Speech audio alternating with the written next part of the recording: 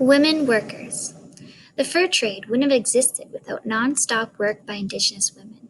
They made snowshoes, moccasins, and all kinds of clothes.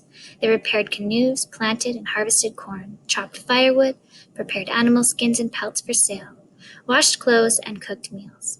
They also made the all-important pemmican.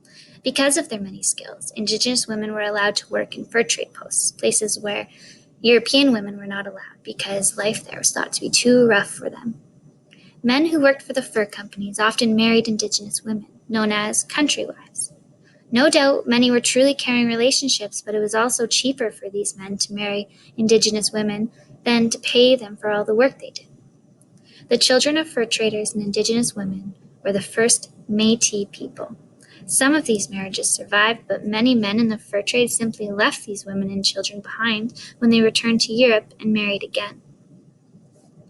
Indigenous women working at York Factory in 1800 made 650 pairs of moccasins for men to wear that summer.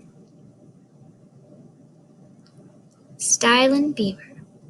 There are many popular kinds of hats made from beaver pelts: the continental hat, the army hat, dressé, the regent, naval cocked hat, the Paris bow, the Wellington, the clerical type.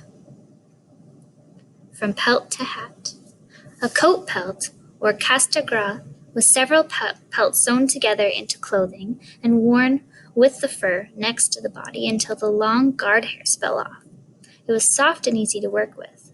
A parchment beaver, or casterce, was stretched and dried and still had the long guard hairs attached.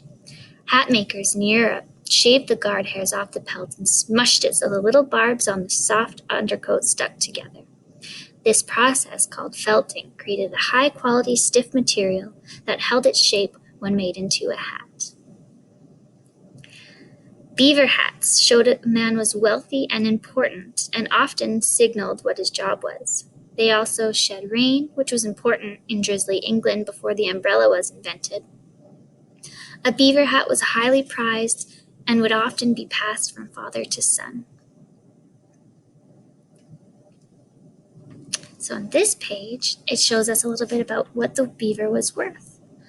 For a while, each trading post offered different things in exchange for furs. Smart Aboriginal people shopped around for the best deal. Eventually, Hudson's Bay factors caught on and set up what they called a standard of trade so that everyone used the same system. Here's how it worked in Fort Albany in 1733.